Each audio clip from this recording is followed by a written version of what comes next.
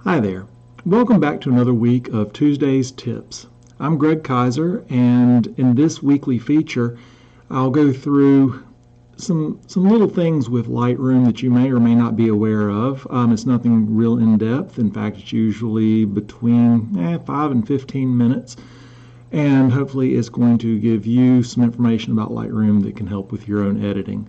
Today we're going to talk about something that I learned maybe 2 years ago, and it really helped the way that I represent the exposure in my images. There's a lot of different tools with exposure in Lightroom, from the exposure slider to setting the white and black points and contrast and things like that. But we're not going to be talking about sliders today. We're actually talking about just essentially the canvas that you're working on with Lightroom. And I know this may sound like something that you're not going to be interested in, but it really does help, because ultimately you are looking for a visual representation of the photograph that you shot. And we can look at a histogram all day long, we can adjust sliders all day long, but the real test is, how does it look to your eyes? So let's go ahead and get into it. All right, we should be looking at my screen here in Lightroom, and this is one of my favorite shots from last year. It was done at Driftwood Beach on Jekyll Island in Georgia, and I chose it because it's got a really large dynamic range from deep shadows to bright highlights. And we're not going to go through any edits here, but I want you to take a look at how this photograph is set on the screen here. This is how Lightroom normally will load in to a machine, and it's got just a basic gray background.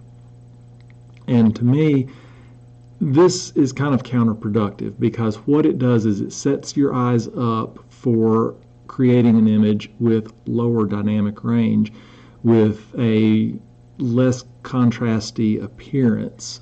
With all this gray around here in Lightroom, things start to look a little bit out of place. The darks don't look as dark, the brights look way too bright, and a lot of times what you'll end up with is a photograph that, while the histogram shows what you need it to show, it doesn't appear right. It sometimes will appear too flat.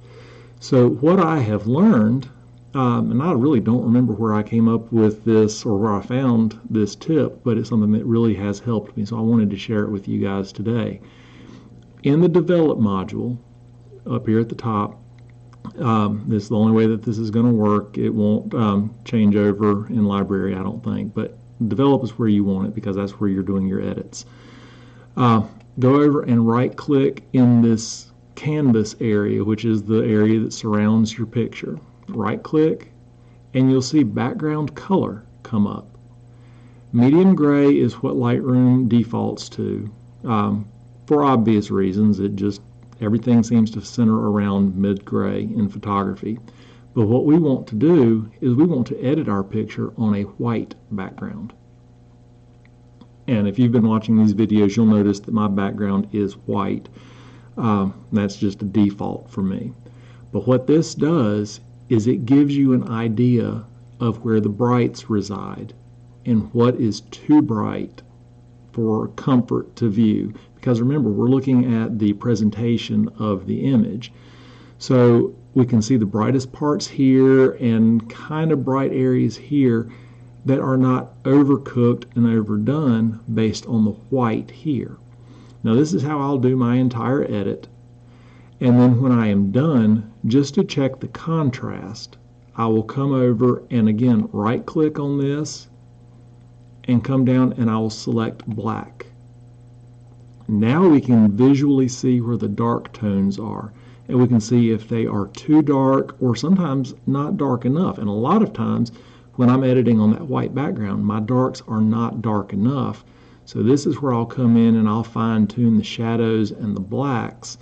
And it's also a really good opportunity to check your edges, because this is how I will normally find where things start to creep in on the edges. There'll be a little lighter area or something that's going to divert and distract the eyes.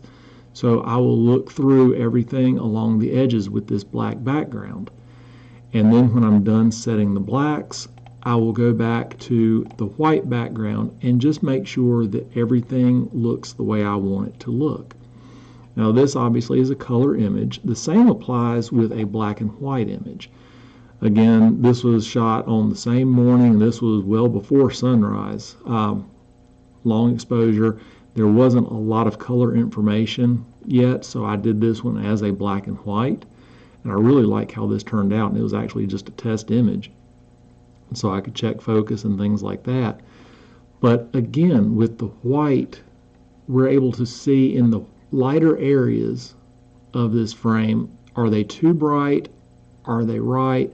We can check and see kind of the overall exposure. And then when we're done with our edit, we come over, we right click, we go to the black background. Now we can look at the darker areas and we can see how they look visually. And again, that's what we're really aiming for. We can have something that's very mechanically processed. We can go up here and we can check on the histogram, and if you just hover over that left arrow, that shows the dark areas that are clipping. To some, that might appear overboard, but when we're looking at this black background, we see things that are in shadow that should be in shadow, and it is appropriate against this black background. Once we get all that set, again, right click, go to white. Again, those darks are not a distraction. They are actually black. I mean, at the time that this was shot, we were looking at very little light going on. I mean, this is 300 seconds worth of exposure at ISO 200. So that tells you about where the light levels were. This was very dark, so there should be some deep shadows here.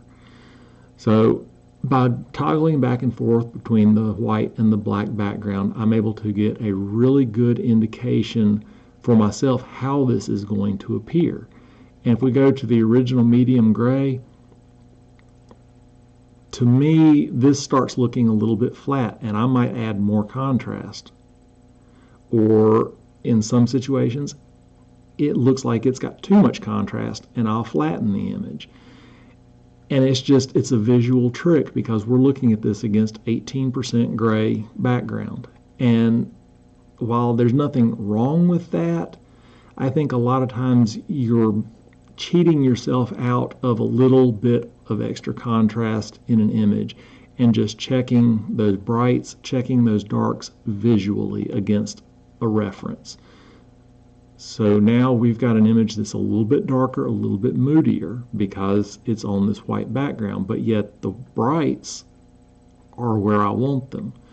And it also shows that I don't have any clipping, short of maybe just a couple pixels at the edges. Go here to the blacks. We can see what's clipped in the shadows. And all this works so much easier when we have the white and black background to work with. So I hope you enjoyed this little small tip. It's nothing ground shaking by any stretch, but it is something that has helped my editing over the years, and hopefully it's going to help yours as well.